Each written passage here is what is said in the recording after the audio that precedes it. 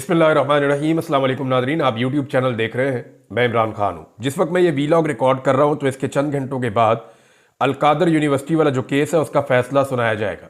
इसके दो नाम है इस केस के। एक नाम है अलकादर यूनिवर्सिटी का केस और दूसरा नाम है 190 मिलियन पाउंड का केस। तो एक्चुअली जो ये केस है वो अलकादर यूनिवर्सिटी का केस है, लेकिन इसको अलकादर यूनिवर्सिटी के केस की बजाय 190 मिलियन पाउंड का केस इसलिए कहा जाता है ताकि इमरान खान साहब को बदनाम किया जा सके। ये 190 मिलियन पाउंड या अलकादर केस का किस्सा है क्या, इसके बारे में आज इस वीलॉग में मैं आपको बताऊंगा। लेकिन ये फैसला सुनाया जाए इससे पहले ये फैसला सुनाया जा चुका है। जो लोग एस्टेब्लिशमेंट के करीब हैं, ख़ासतौर पे जो सहाफ़ी हैं, उन्होंने इसके बारे में बता दिया पहले से। कोई कह रहा है जी 10 साल की सज़ा है, कोई कह रहा है 14 साल की सज़ा है, कोई बता रहा है कि इमरान खान को कुछ सज़ा ज़्यादा होगी, कुछ कह रहे हैं कि इमरान खान की निस्बत बुशरा बीबी को सज़ा कुछ कम होगी। फैसल वाडा भी अपना फैसला सुना चुके हैं। मुस्लिम लीग नून के सियासतदान तलाल चौधरी और ख्वाजा आसिफ, ये दोनों भी एस्टेब्लिशमेंट के बहुत करीब हैं। इन दोनों ने भी प्रेस कॉन्फ्रेंस कर दी गुज़िश्ता रोज़। तो ये सारे अपना फैसला सुना चुके हैं कि जनाब इमरान खान साहब के साथ अलकादर यूनिवर्सिटी वाले केस में उन्हें सज़ा होने जा रही है। ये वो पहला केस है नादरीन जो पाकिस्तान की एस्टेब्लिशमेंट ने बनाया था जनरल बाजवा के दौर में इमरान खान साहब के खिलाफ। जब इमरान खान साहब को इक़्तिदार से निकालने का फैसला हुआ था तो सबसे पहले अलकादर यूनिवर्सिटी के केस के ऊपर काम शुरू किया गया था और उस वक्त एस्टेब्लिशमेंट को यह लग रहा था कि कोई इमरान खान के खिलाफ इस केस की बुनियाद के ऊपर बड़ी कार्रवाई डाली जा सकेगी। इस केस के बारे में कई मरतबा इमरान खान साहब ने भी बात की है। शहजाद अकबर जो है वो इसके बारे में बहुत बात करते रहे माजी में। इसके फैक्ट्स तो बहुत सारे आपको पता है, लेकिन मोटी चीज़ें आज कुछ मैं आपको बताऊंगा। क्योंकि जब एस्टेब्लिशमेंट ने इमरान खान के खिलाफ फैसला कर लिया तो उन्होंने सहाफ़ियों से रब्ते किए, बहुत सारे लोगों को कहा जनाब कि ये हुकूमत अब जाने वाली है तो आप ज़रा इनकी कारकर्दगी का जायज़ा लेना शुरू करें। तो जब उनसे सवालात किए गए तो उन्होंने जो सबसे पहली फ़ाइल बनाई थी इमरान खान के खिलाफ वो ये फ़ाइल थी। और मैंने ये फ़ाइल देखी, यानी बतौर एक सहाफ़ी मुझे जब पता चला कि जनाब एक फ़ाइल अब गर्दिश कर रही है तो मैं फ़ाइल तक पहुँचा, बल्कि मुझे पहुँचाया गया।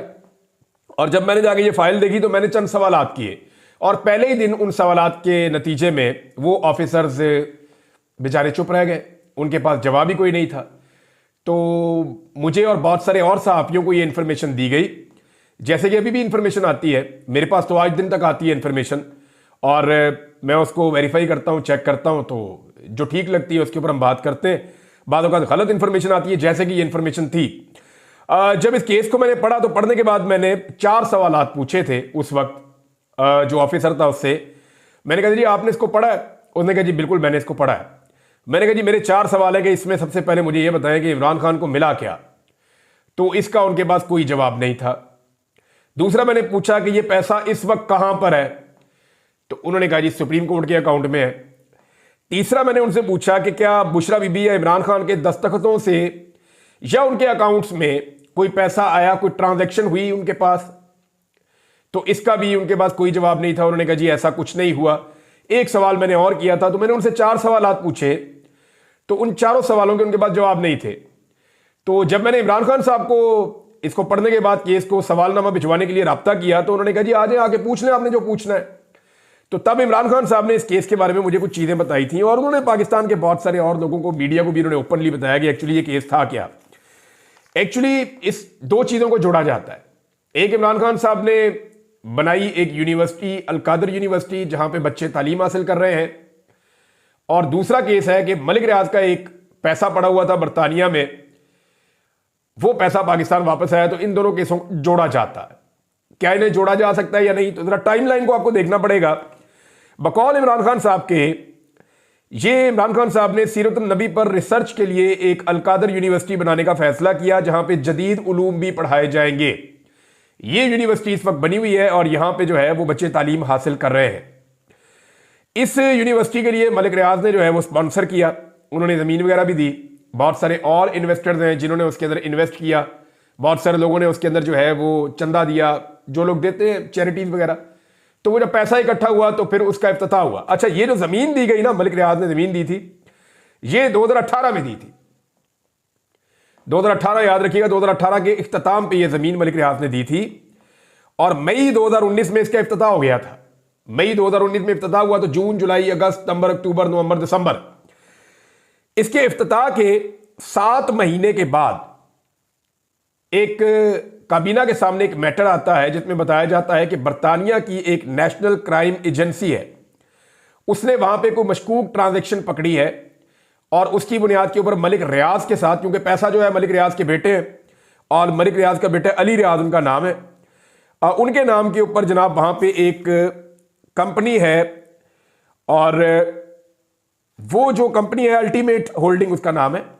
उस कंपनी के नाम के ऊपर वो उन्होंने एक प्रॉपर्टी खरीदी थी शरीफ खानदान से। आपको याद होगा जब पनामा केस आया था शरीफ खानदान पे 2016 में, तो उन्होंने बहुत तेजी में बेचने की कोशिश की थी कि बेच के हाइड पार्क को तो निकल जाए। तो उस वक्त इस कंपनी ने खरीदा था जो मलिक रियाज साहब के बेटे की है। बाद में जब यह मामला नेशनल क्राइम एजेंसी के पास गया तो फिर नेशनल क्राइम एजेंसी ने मलिक रियाज और उनके बेटे के जो पैसे थे इस कंपनी के अंदर 190 मिलियन पाउंड, वो पैसा उन्होंने फ्रीज कर दिया। फिर मलिक रियाज साहब का और बर्तानिया की जो नेशनल क्राइम एजेंसी है उनका एक मुआहदा हुआ, खुफिया मुआहदा, और उस मुआहदे में यह तय पाया कि जनाब ये पैसा हम पाकिस्तान वापस ले जाएंगे। अब जब ये पैसा वापस पाकिस्तान लाने की बात हुई तो फिर पाकिस्तान की गवर्नमेंट को इसके बारे में पता चला, पैसे के बारे में। तो अब पाकिस्तान की गवर्नमेंट के पास दो रास्ते थे जो इस काबीना के अंदर आए। एक रास्ता यह था कि हम बर्तानिया में जाकर केस लड़ें और यह साबित करें कि यह पैसा पाकिस्तान से मनी लॉन्ड्रिंग के जरिए गया और करप्शन का पैसा है, तो इस पैसे को लाने या ना लाने के हवाले से कोई कंफर्मेशन नहीं है। दूसरा, पाकिस्तान तहरीक इंसाफ के लोगों के बकौल उस वक्त यह सोचा गया कि क्योंकि मलिक रियाज इस पैसे को वॉलंटरली पाकिस्तान वापस लाना चाहते हैं तो क्यों ना यह पैसा डायरेक्ट पाकिस्तान वापस मंगवा लिया जाए, 1 रुपया खर्च किए बगैर। तो काबीना ने फैसला किया कि जनाब हम इसको नहीं छेड़ते, पैसा ऐसे ही पाकिस्तान वापस मंगवा ले, हमने कोई केस नहीं करना। क्योंकि इमरान खान साहब के बकौल वकला ने यह बताया था कि $100 मिलियन पहले ही हम बाहर केसेस में हार चुके हैं और हमें कुछ पैसा मिला भी नहीं, तो ये 190 मिलियन पाउंड है, ये पैसा आप मंगवा लें पाकिस्तान में। तो जो उनको मशवरा आया काबीना में रखा, काबीना ने मंजूर किया और वो पैसा पाकिस्तान आ गया। पाकिस्तान जब ये पैसा आया तो सुप्रीम कोर्ट ऑफ पाकिस्तान ने मलिक रियाज साहब के खिलाफ एक फैसला दिया हुआ था और उसमें उनको एक अमाउंट जमा करवानी थी, तो ये पैसा उस अमाउंट की मद में सुप्रीम कोर्ट के अकाउंट में जमा हो गया। अब इस पैसे के अंदर से जनाब 1 रुपया भी इमरान खान के अकाउंट में नहीं गया, 1 रुपया भी बुशरा बीबी के अकाउंट में नहीं गया, 1 रुपया भी अलकादर ट्रस्ट के अंदर भी नहीं गया। ये सारा का सारा पैसा गया सुप्रीम कोर्ट ऑफ पाकिस्तान के अकाउंट में और वहां इसके ऊपर इतना सूद जमा हुआ कि ये पैसा काफी बढ़ भी गया बाद में, और अभी तक ये पैसा सुप्रीम कोर्ट ऑफ पाकिस्तान के अकाउंट में बढ़ा हुआ है। अगर तो इमरान खान की कैबिनेट ने यह फैसला गलत किया था तो फिर क्या होना चाहिए था? फिर होना यह चाहिए था कि जनाब पिछले तकरीबन 3 साल से हुकूमत बदली हुई है, शहबाज शरीफ साहब आए, उनकी काबीना आई, वो इस फैसले को रिवर्स कर देते, लेकिन उन्होंने इस फैसले को रिवर्स नहीं किया। इसकी वजह तो मलिक रियाज ही बता सकते हैं आपको, क्योंकि मलिक रियाज के ऊपर बहुत दबाव डाला गया। मलिक रियाज के ऊपर इतना दबाव डाला गया कि उनके कारोबार को तबाह किया गया, उनके दफातर के ऊपर छापे मारे गए। मलिक रियाज ने पहले भी बड़े चैरिटी के काम किए, इदारों के साथ मिलकर किए हैं, सियासतदानों के साथ मिलकर किए हैं, ये भी उन्हीं कामों की तरह का एक काम है। लेकिन मलिक रियाज को इसके अंदर जो है वो बहुत ज्यादा सख्ती का सामना करना पड़ा। उन्हें कहा गया इमरान खान के खिलाफ बादाम, आप गवाह बन जाओ, आपको कुछ नहीं होगा, आपका कारोबार भी चलेगा, आपका सारा काम चलेगा और काम भी देंगे। लेकिन ये मामले पे हैरत अंगेज तौर पे मलिक रियाज डट गए। उन्होंने कहा जी मैं इस पे कोई गवाही नहीं दूंगा, मैं झूठ नहीं बोलता। तो मलिक रियाज को उसकी कीमत चुकानी पड़ी, भारी कीमत उन्होंने चुकाई। लेकिन ये मलिक रियाज की, मैं वैसे नाकद हूं उनका, लेकिन इस मामले में मैं उसकी तारीफ करता हूं कि यहां पे मलिक रियाज ने डट कर यह कहा कि जी मैं झूठ नहीं बोलता, अब मैंने एक नेकी की है, मैं अपनी नेकी अपने गले डाल लूं। लिहाजा मलिक रियाज ने इसके अंदर झूठ बोलने से इनकार कर दिया, वरना यह केस बड़ा मजबूत हो सकता था, इमरान खान साहब के लिए बड़े सीरियस कॉन्सिक्वेंसेज हो सकते थे अगर मलिक रियाज वहां पे एक झूठी गवाही दे देते तो। बहरहाल मलिक रियाज ने गवाही दी नहीं, इमरान खान साहब के खिलाफ साबित कुछ हुआ नहीं, ना उनके कुछ अकाउंट में गया। दूसरा, ये जो ट्रस्ट है अलकादर यूनिवर्सिटी का, इसमें तो बाकायदा लिखा हुआ है किसी ट्रस्टी को 1 रुपया नहीं मिलेगा, ना आने जाने का खर्चा मिलेगा, ना उसको तनख्वाह वनख्वाह मिलेगी, कुछ भी नहीं मिलेगा, ना जमीन के अंदर कोई हिस्सा होगा। तो ये तो यूनिवर्सिटी जनाब बच्चों की है। अब हो ये रहा है कि मीडिया ये साबित करना चाह रहा है कि यहां पे कोई इमरान खान साहब ने करप्शन की है, जिसके नतीजे में जनाब ये केस हुआ है, और इस केस के नतीजे में इमरान खान साहब को सजा हुई है। क्योंकि ये सजा तो सुनाने का फैसला, सजा से पहले सजा तो सुना दी है, यानी जज को भी नहीं पता था कि मैंने ये केस का फैसला कब सुनाना है। लेकिन जो एस्टेब्लिशमेंट के करीब सहाफी या सियासतदान है उनको पता था कि फैसला कब सुनाना है।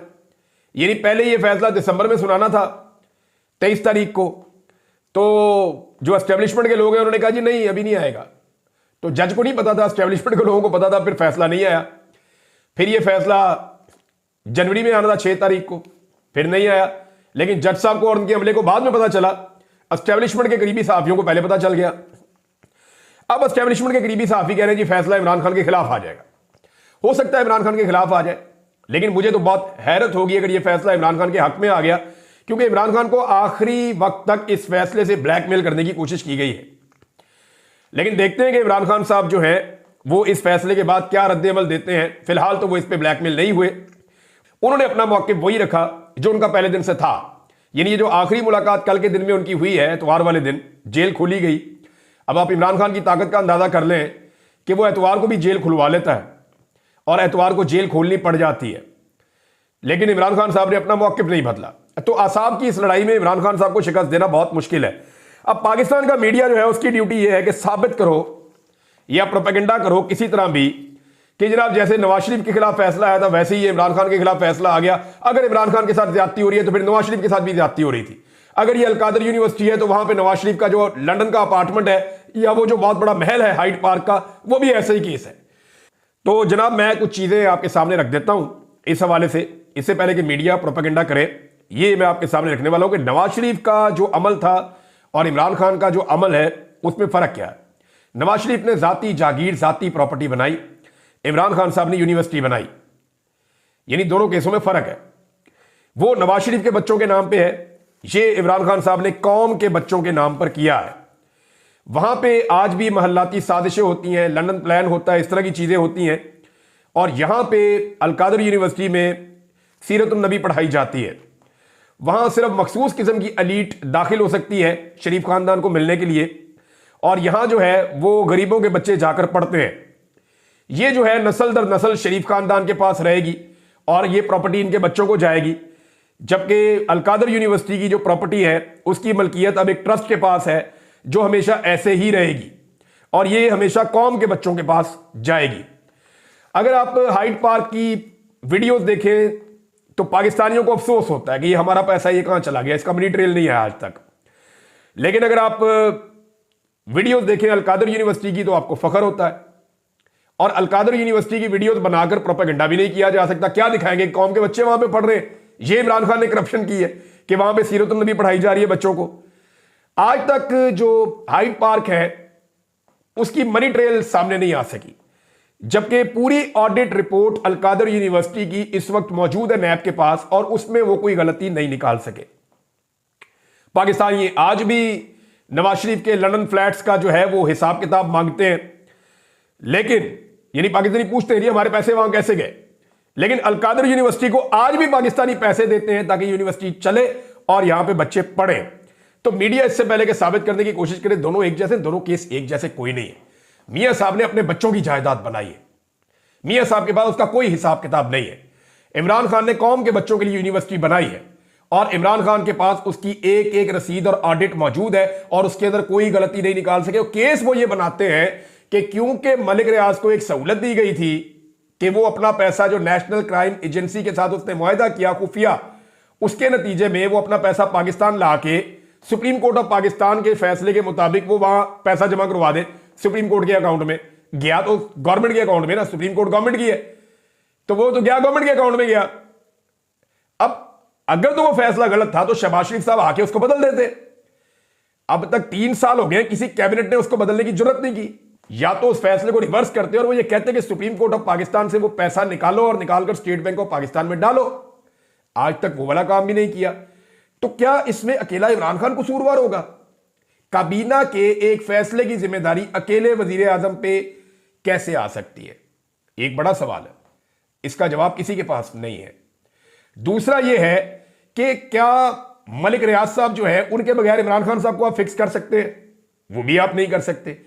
इस केस में अकेले इमरान खान को फिक्स करना तकरीबन नामुमकिन था, लेकिन अगर आज इमरान खान साहब को फिक्स कर दिया गया तो इसका इंपैक्ट जो है वो क्या होगा, जरा ये आप पहले अंदाजा कर लें। इससे जो है ना वो इमरान खान साहब की पॉपुलैरिटी में मजीद इजाफा ही होगा। सोशल मीडिया के ऊपर ओवरसीज पाकिस्तानियों के अंदर गम गुस्से की एक लहर आएगी। पाकिस्तानी इस फैसले के नतीजे में भी इमरान खान साहब को करप्ट नहीं समझेंगे। अगर इद्दत जैसे फैसले से आप उसकी इज्जत में कमी नहीं कर सके, अगर साइफर जैसे फैसले से आप इमरान खान साहब को मुल्क का गद्दार साबित नहीं कर सके, अगर तोशा खाना वाले जैसे मामला से जहां पे इमरान खान ने कुछ चीजें अपने घर लेकर गए पैसे देने के बाद, अगर उससे आप इमरान खान को करप्ट साबित नहीं कर सके, तो जहां इमरान खान के पास एक ढेला नहीं गया, उस केस में आप इमरान खान को करप्ट साबित नहीं कर सकेंगे, उसकी शोहरत को नुकसान नहीं पहुंचा सकेंगे, बल्कि उल्टा इसका रद्देअमल आएगा। होगा यह कि इमरान खान साहब जो तहरीक आगे चलाना चाहते हैं, उस तहरीक को जो है वो ताकत मिलेगी और इससे इमरान खान साहब की मकबूलियत में भी इजाफा आएगा, इसका इंपैक्ट आएगा। तो नाज़रीन, जितने भी कोर्ट रिपोर्टर्स हैं उनसे जब मैंने बात की या मैंने उनके वीलॉग सुने या मैंने उनके तजज़िये सुने और जो खबरें मैंने देखी, उसके मुताबिक तो ये मामला टिकेगा नहीं। यानी आप किसी भी कोर्ट रिपोर्टर को सुन लें और उससे आप जान लें जिन्होंने इसको कवर किया है, वो बड़ा क्लियरली कहते हैं कि ये केस अगर फैसला इमरान खान के खिलाफ, जेल के अंदर तो जितने ट्रायल हुए सबका फैसला इमरान खान के खिलाफ पहले ही आया, अगर इसका फैसला भी इमरान खान के खिलाफ आ जाता है तो क्या ये हाई कोर्ट में टिक पाएगा? तो मुझे जितने भी मेरे सोर्सेज हैं जिन्होंने इस केस को सुना, चाहे वो वकला हैं, चाहे वो लोग जो हैं वो हुकूमत की साइड पे हैं, चाहे वो लोग जो हैं वो जर्नलिस्ट हैं, उन तमाम लोगों ने मुझे ये कहा कि नहीं, ये टिक नहीं पाएगा। जैसे ही ये हाई कोर्ट में जाएगा, नैब की बड़ी टिका के बेइज्जती होगी, क्योंकि इससे पहले जब भी इस केस को चलाने का फैसला किया गया तो मौजूदा जो चेयरमैन नैब है, इनके आने से पहले जो भी ऑफिसर थे उन्होंने इनकार कर दिया था। उन्होंने कहा ये मुमकिन नहीं है, इस केस के अंदर इमरान खान साहब को फिक्स नहीं किया जा सकता। इमरान खान को कोई भी सजा देने से पहले सिस्टम ने हमेशा ये उम्मीद की कि ये वाली सजा इमरान खान को तोड़ देगी, या उन्हें लगा कि ये वाली सजा जो है वो इमरान खान साहब को अवामी मकबूलियत को नुकसान पहुंचाएगी। लेकिन हर सजा के बाद इमरान खान साहब का ना सिर्फ सियासी कद बड़ा हुआ, बल्कि इमरान खान साहब के अज़म में मजीद इजाफा हो गया और वो मजीद पुख्तगी के साथ अपने मिशन पर लग गए। इमरान खान साहब को मिलने वाले बहुत सारे लोग अब ये कहते हैं कि इमरान खान का ये कहना है कि इक़्तिदार के लिए नहीं, मैं इस सिस्टम को अब ठीक करूंगा, और अगर वो वाकई इस मिशन पर लग गए हैं तो फिर ये सिस्टम ठीक हो जाएगा। क्योंकि और भी बहुत सारे सियासतदान हैं जो अंदर से इस सिस्टम को ठीक करना चाहते हैं, लेकिन वो मजबूर हैं बेचारे, और खौफ की वजह से कभी वो इमरान खान से डरते हैं, कभी वो एस्टेब्लिशमेंट से डरते हैं, लेकिन जो खौफ है उसकी वजह से वो सिस्टम को दुरुस्त करने से कतराते हैं। लेकिन अगर इमरान खान साहब ने और बाकी सियासतदानों ने किसी वक्त मिलकर यह फैसला कर दिया कि हमने मिलिट्री एस्टेब्लिशमेंट को पाकिस्तान की सियासत से दूर करना है, तो ये पाकिस्तान का सबसे बड़ा भला हो जाएगा। मैं बार बार ये बात करता हूं।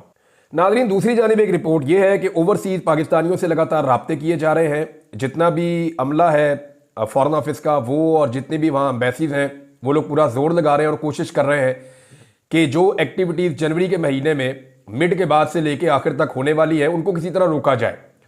अमेरिका में बहुत कोशिश की जा रही है, बरतानिया में कोशिश की जा रही है कि पार्लियामेंट्री ब्रीफिंग जो है उसके अंदर जो लोग जा रहे हैं वो बातें ना करें जो बातें उन्होंने करने का फैसला किया है। दूसरी जानिब जो ओवरसीज पाकिस्तानी है, उनका कहना है कि जनाब हमारा कोई किसी सियासी जमात के लिए हम ये नहीं कर रहे, हम ये काम पाकिस्तान के लिए कर रहे हैं। जब तक पाकिस्तान में इन मुल्कों की तरह रूल ऑफ लॉ नहीं होगा, जब तक पाकिस्तान में इंसानी हकूक की पामालियाँ बंद नहीं होंगी, जब तक मैंडेट का एहतराम नहीं होगा, तब तक पाकिस्तान आगे नहीं बढ़ेगा। लिहाजा हम तो आवाज़ उठाएंगे। यही बात जो है अमेरिका में भी ओवरसीज पाकिस्तानी कर रहे हैं। हालांकि इसमें पाकिस्तान तहरीक इंसाफ के लोग भी शामिल हैं, लेकिन अक्सरियत ऐसे तगड़े पाकिस्तानियों की है जो वहाँ पे काफ़ी इन्फ्लुएंस रखते हैं। यही लोग जो है वो पाकिस्तान का बहुत फ़ायदा कर सकते हैं, और मेरे ख्याल में ये फ़ायदा ही कर रहे हैं, क्योंकि इंसानी हकूक के लिए, डेमोक्रेसी के लिए, मैंडेट के एहतराम के लिए और रूल ऑफ लॉ के लिए आवाज़ उठाना और पाकिस्तान में इसको इंश्योर करना, इससे बेहतर जिम्मेदारी कोई और हो नहीं सकती जो ओवरसीज पाकिस्तानी अदा कर रहे हैं। तो लगातार दो चीज़ों के लिए दबाव डाला जा रहा है कि एक तो ये ब्रीफिंग्स ना हो, ना कांग्रेस में हो और ना ही बरतानवी पार्लियामेंट में हो, और अगर हो तो वो बहुत सतही किस्म की हो।